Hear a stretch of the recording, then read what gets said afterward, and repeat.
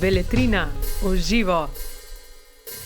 Zelo sem vesela, da se bom danes lahko pogovarjala z Janijem Virkom, avtorjem romana Jaka in Vane, zgodba iz 80-ih. Če bi začela govoriti o Janijevem življenju, bi z lahkoto napolnila teh 20 minut do pol ure, kolikor je časa namenjenega za pogovor v knjigi. Zato samo najpomembnejše, čeprav v življenju ne štejejo samo stvari, ki se jih da prešteti, so že številke pri Janiju fascinantne. 17 knjig je že izdal, proze, poezije, esejistike, med njimi je 10 romanov, je avtor številnih dokumentarnih filmov in prevajalec. Knjige v prevodu lahko beremo v Avstriji, Mehiki, Srbiji, na Poljskem in na Hrvaškem, pa se zdi, da še niti na pol življenja ni. Jani, ne bom rekla, da je roman Jaka in Vane, zgodba iz 80-ih, tvoj zadnji roman, ker si želim, da bi jih bilo še veliko, je pa tvoj najnovejši. In v bistvu že z naslovom nas nekako usmeriš. Ko pišeš o 80-ih letih, v tem romanu pišeš, da je bilo na svetu, v Sloveniji, takratni Jugoslaviji, marsikaj narobe, in praviš tudi dobesedno, da tudi v vesolju ni bilo mirno. Kako sam doživljaš ta 80-ta? Doživljam jih podobno kot današnji čas v bistvu. Kaotičen, entropičen čas, v katerem poskušamo najti neko stabilno točko v svojem življenju, v življenju neke družbe. Zdaj z leti so se navadil seveda, da vse, česar se v življenju uprimamo, nam pod prsti pravzaprav razpada. Kdaj se to celo alpinistom zgodi, da jim kakšen uprimk zdrsi. In seveda, glih toliko smo stari, da smo videli, da niti človeški družbeni sistemi niso stabilni, niti človeške relacije. Nič od tega, če gremo globje v vesolje, pač imamo vedno več teh informacij o črnih luknjah in čim več informacij. Poskušam sicer pozabiti o tem, kar nas lahko izniči, pohrusta, in na nek način se čas bistveno ni spremenil. Šli smo z enega sistema od drugega, seveda vmes oblesanje, tako kot vedno, sam vedno pa pristanemo potem na nekem takem teritoriju, ki se jim reče negotovost in človeških družb in negotovost človeškega bivanja. Zdaj meni je pa mogoče je bil zame v bistvu tukaj pri meni na delu nek sentimentalni vzgib, da nekaj, kar se je dogajalo v enem obdobju mojega življenja in pač kamor so spadali tudi seveda določeni ljudje, ki sem jih imel rad, s katerimi smo veliko dali skupaj, če rečem po domač v bistvu, in jih ni več med nami, da nekaj od tega rešim, da rešim, ne vem, za svoj spomin ali za kaj več ne znam reči v bistvu. In z tega motiva je mogoče prišla ideja v glavi avtorja za to knjigo v bistvu. Ja, tako lepo napišeš v posvetilu, za prijatelja med zvezdami bi si želel, da si tu. Ja, jaz sem pred leti že kot mulc pravzaprav nekaj majhnega prevajal nemškega nobelovca Eliasa Canetija, in on ima med drugim tudi eno tako knjigo Množica in moč, Masse und die Macht, in tam na koncu govori o nekem človeku, ki se sprehaja po kopališču, bere vsa ta imena in triumfira. Češ, glej, vsi te so popadali, jaz sem še živ. Moram reči, da sem antipod tega sprehajalca v bistvu. V mojem življenju pač je že kar nekaj ljudi, ki jih ni več med nami, in se ne počutam za to nič kaj posebej triumfalno v bistvu. In je, ampak se z določenim stoplino, sentimentom spominjam pač nekih ljudi, nekih časov, in mogoče premišljujem o tem, ne samo koliko od njih je še ostalo v tem mojem življenju, ampak pravzaprav želim, da se ne pozabi, da so, čeprav jih ne imenujem poimensko, da so eni ljudje živeli in še mogoče zdaj v nekih drugih dimenzijah živijo v bistvu. In zato sem poskušal predvsem v tej drugi roki, v prvi rundi je bil roman pravzaprav nekoliko bolj zagrenjen, kot pa ta moj prijatelj, veš, vedno, ko sva se srečala, tak je bil dost na hard, kar rocker v bistvu. Me je kar pogosto očitil, kakor je pač že bral te moje, recimo, novele, romane, da je to najpreveč težko metafizično. Sem pol videl, da če že je ta roman neko maš njemu, da moram neke bolj ironične, lahkotne linije tudi noter pripeljati. No, tako da upam, da mi je to uspelo v bistvu. Ne. Ja, zapišeš tudi, zgodba v romanu je izmišljena, lahko pa bi bila resnična. Ne? In sama sem ta roman doživljala zelo večplastno. To ni samo izjemno napisan roman, to ni samo zgodba o prijateljstvu Jake in Vaneta, to je v bistvu kažipot po umetnosti, po slikarstvu, poeziji, tudi glasbi, ne? Res poklon. Pa mislim, ne vem, če je to problem ravno. Moja mlada leta so bila taka, da sem predvsem tam med 10 in pa skoraj 20 letom večinoma preživel v gozdovih, na snegu, ker sem pač nisem bil, mislim, v nekem kontekstu sem bil vrhunski smučar, sam nikoli nisem tekmoval svetovnega pokala, prvič sem prej nehal sem zato, ker nisem bil dovolj dober, da bi bil v ekipi in smo šli pač pri 18 letih v vojsko. In sem hodil tudi na neko gimnazijo športno, ki ni bila v Ljubljani. Nisem človek, mislim, gotovo imam, kot vsak, kakšne zavore, komplekse in tako naprej. Ne rečem, da sem imel, ko sem prišel potem na fakulteto, kompleks, da sem neizobražen, daleč od tega. Moram pa reči, da sem tako na nek način z velikimi očmi gledal kolege, ki so hodili tukaj na Poljane pa na Bežigrajske gimnazije. Čeprav sem jaz Ljubljančan, sem se vozil v Škofjo Loko, to športno gimnazijo. Se mi zdelo, da so eni ljudje res neizmerno bolj izobraženi kot jaz. Jaz mislim, da je to takrat tudi držalo v bistvu. Sem pa z leti pač srkal vase pač informacije, ne? Veš, o literaturi, obožujem slikarstvo. In ko sem naberal snov za ta roman v bistvu, ne, sem ga hotel v veliki meri pravzaprav zakoličati vsaj drugo poglavje, ne, recimo, da je roman razdeljen na 2 dela, prvi je malo obsežnejši, ne vem koliko je, najbrž tam proti 200 stranem, drugi je krajši, nekaj čez 100 strani.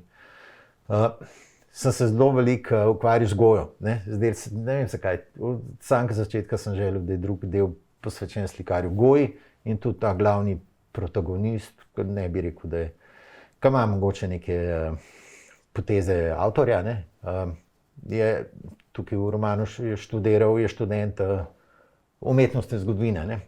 In jaz sicer slikarstvo in to obožujem zelo rad, imam pač različne obdobje v slikarstvu, različne avtorje in tudi, če sem že kje fetišist, sem fetišist pri zbiranju galerij, recimo, ne, zelo veliko mi pomeni, recimo, če sem v Sankt Peterburgu, da grem v Eremitaž, zelo veliko mi pomeni, ker sem bil prvič v Pradu in tako naprej. In se mi zares malo tega orenk prime, ne? Ampak zelo rad na slikarstvo, po drugi strani sem mogel pa pač na nek način le določene stvari prebrati, zelo veliko goji, pa tudi o slikarstvu več, kot sem vedel do predlani, sem pač mogel malo konzumirati tega znanja, da se je ta glavni junak lahko relativno svobodno gibal kot umetnostni zgodovinar. Iskreno priznam, ne, da so se mi ob branju orosile oči od ganjenosti, hkrati sem se tudi smejala. Recimo, začneš z vojaščino, ne, zgodbo vojaka v 80 letih, Jake, in praviš, da je medtem, ko je bil pri vojakih, v obraz sem postajal zabuhal in zdelo se mi je, kot da mi pod kožo nastaja nov obraz iz pasulja, doručkov in čuft. Jaka in Vane pa sta se tudi spoznala pri vojakih, ne? In tako poetično opiščeš njuno prvo srečanje, ko praviš, tako se je začelo najino prijateljstvo s pogovorom o pobegu in poeziji. Očitno to dvoje nekako spada skupaj. Očitno res, če avtor to napisal. Jaz sem pač živel v teh časih, takrat je bila šla Jugoslavija, ko smo šli pač po koncu gimnazije v vojsko, ne? In dejansko je tukaj seveda so tukaj neke avtobiografske paralele, ne? Tudi jaz sem dejansko kot 18-letnik prestal v neki bovški vojašnici v nekem absurdnem sistemu, ki ga nisem niti rabil, niti razumel, niti nič. In res je, da je kar nekaj zanimivih anekdot iz tistega časa mogoče prestali, malo transformiranih v tem romanu, ne. Zelo veliko smo bežali iz teh vojašnic, sem bil eno obdobje, pol kasneje več v Ljubljani, kot v vojski v bistvu, ne, in so nas Tako kot Jaka. To je precej avtobiografsko in smo pač tudi kazensko šli na Kosovo, ne. Takrat so se že začeli nameri na Kosovo. In spet tako kot Jaka, ne?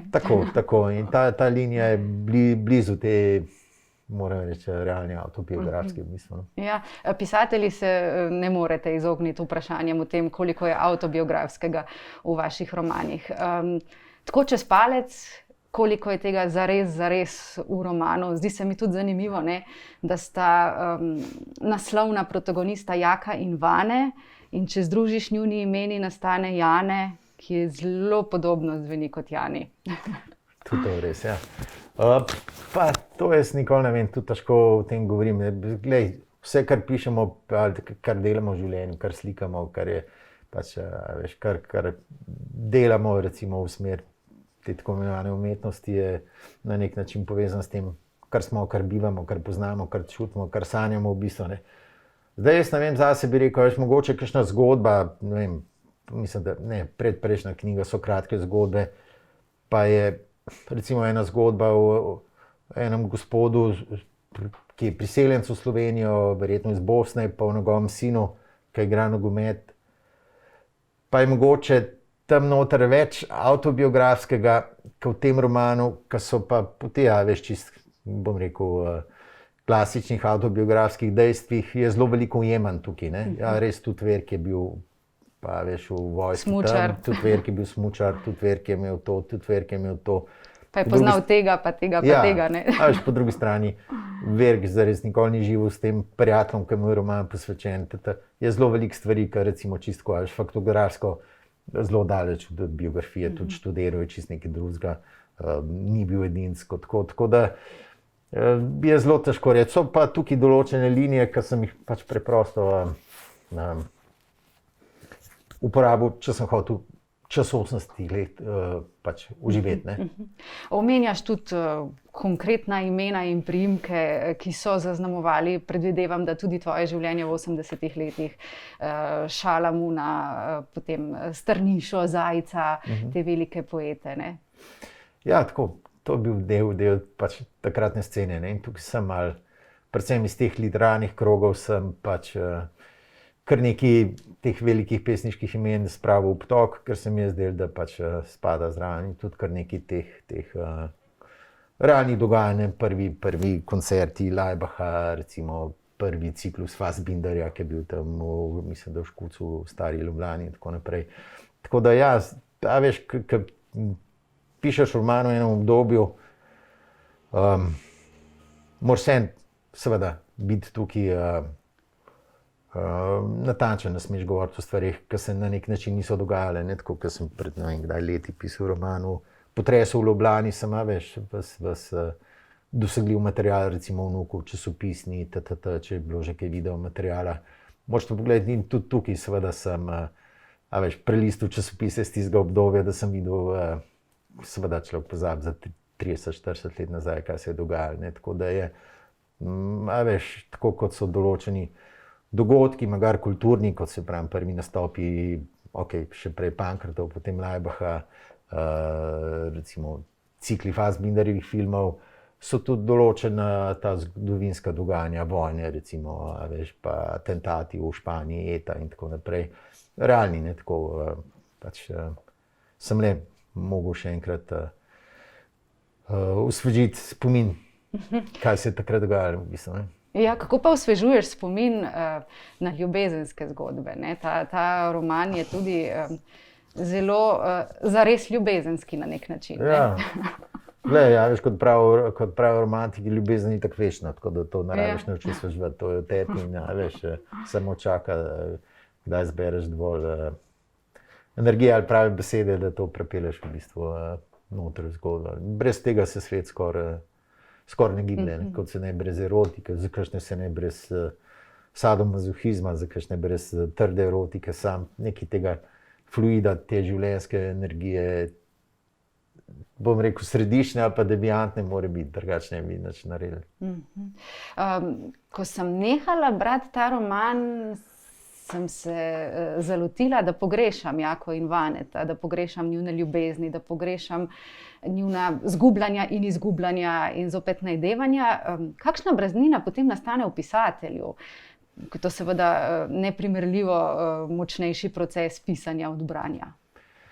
Pa kaj pa vem, včasih je veljala, veš, ko si končal eno tako stvar, si mogel ene 14 dni ali pa 3 tedne popivati, da si to vse izbrisal, da se ti je svet polaviš, da si šel do konca, se ti je svet postavil v bistvu. Ne.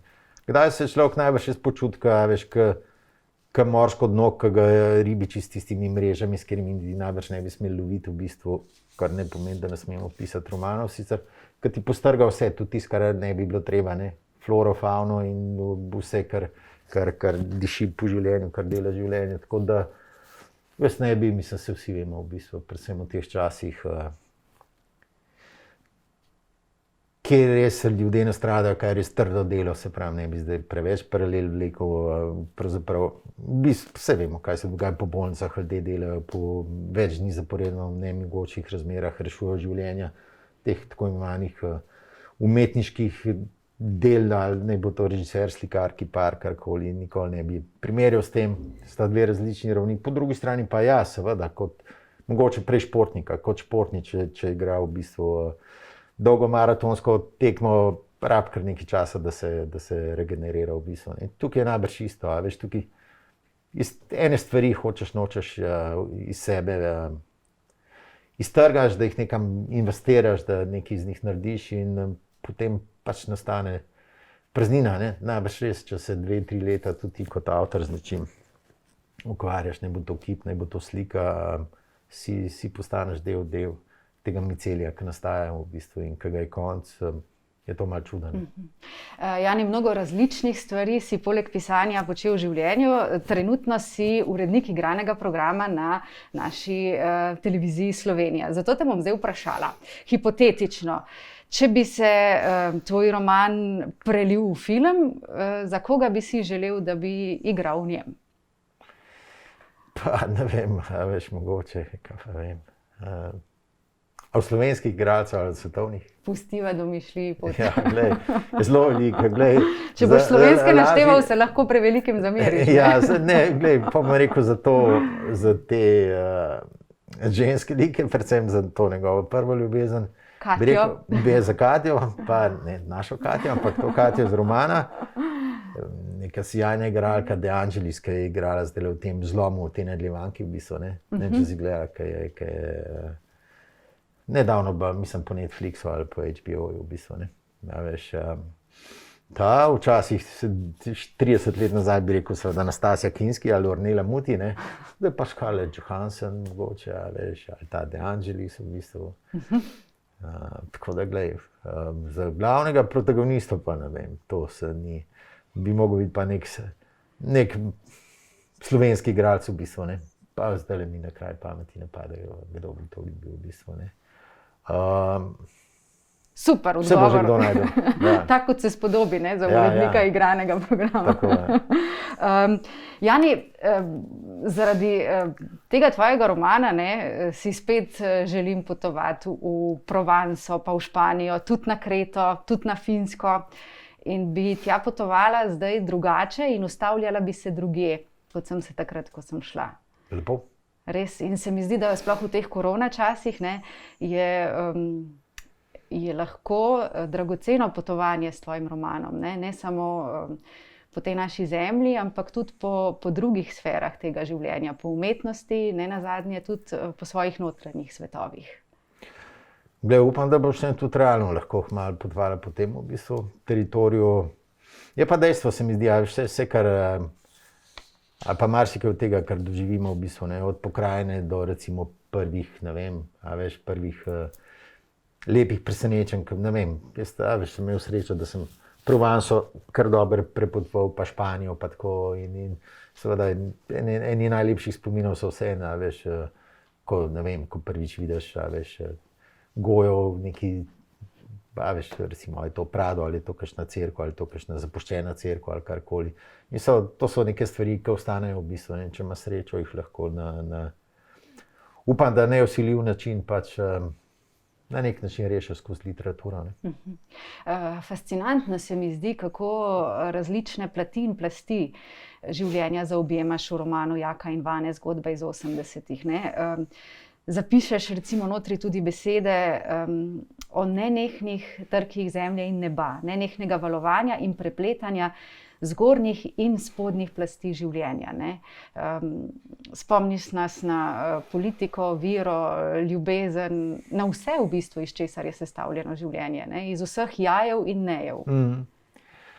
Roman ima pač roman ima ta prostor, ne, da človek lahko na srečo čez zgodbo to recimo dovoljuje, da plavaš res po različnih tokovih. Ne? Tukaj noter vse, vse. Od bordelov do recimo, čiste umetnosti v bistvu. Ne? In je pač, najbrž smo v enem življenjskem obdobju, ne bo to metafora ali pa realno, vsi plavali, ne toliko v sredinskem toku, kot z leti vedno bolj, ne? Ampak bolj v skrajnih tokovih. Ne? Pač in, se pravim, to mogoče je roman res v teh letih, ko je bil življenje še odprt in je ponujal, ne glede na to, da je bil nek relativno rigiden sistem in pač enopartijski, ne, so bile perspektive seveda za človeka, ki je zdaj star 58 ali 9 skoraj, odprte še vse smeri v bistvu. Ne. To je mogoče pač neka prispodoba enega odprtega življenja v enem zaprtem sistemu in vsega, kar se kljub vsemu znotraj tega nekim ljudem godilo, nekim prijateljem, mogoče neki generaciji tudi. Ne. Še enega stereotipnega vprašanja se bom polotila. Je že čas za nove zgodbe, nov roman ali še počivaš od Jake in Vaneta? Niti ne, glej, zgodbe se tako vedno na nek način pojavljajo, ponavljajo, zdaj pa vprašanje, kdaj se človeku, kdaj se zdi, kdaj se zdi človeku na mestu, da iz tega naredi ali novelo ali roman, kdaj ima dosti energije, kdaj ima dosti časa, kdaj je v tem vidi dovolj smisla. Ne? Ker seveda, če tudi tako par let nekaj delaš in pol, se vmes seveda vprašaš, kaj že delam, ne? Zakaj hočem v besedah spet ustvariti nek svet, ki je, krhak, neobstojen, ki je za koga že, za bralce, zate. Jaz nimam dosti težav s tem, s premišljevanji, v tem sam, po drugi strani se pa kdaj vprašam, se ni boljše sprehajati z vnučko, malo še smučati, dokler lahko in tako početi stvari, ki jih imam rad, nekaj pa, spet brez patetike, ne, sam. Če človek v službi in pola, če pišeš enoren roman, pomeni, da v 2-3 letih ti grejo vsi dopusti, vsi vikendi, tako da glej. Glej, bom rekel tako, ko bo prišel čas, če bo prišel v redu, če ne bo konc sveta in tako. Nikakor ne napuhlo, pač pa zelo skromno bi ti iskreno odgovorila na to tvoje vprašanje, zakaj. Sama kot bralka, tudi zato, ker je ta tvoj roman zares obogatil, pobarval, poglobil, razširil moje januarske dni 2020 in se ti zahvaljujem zanj.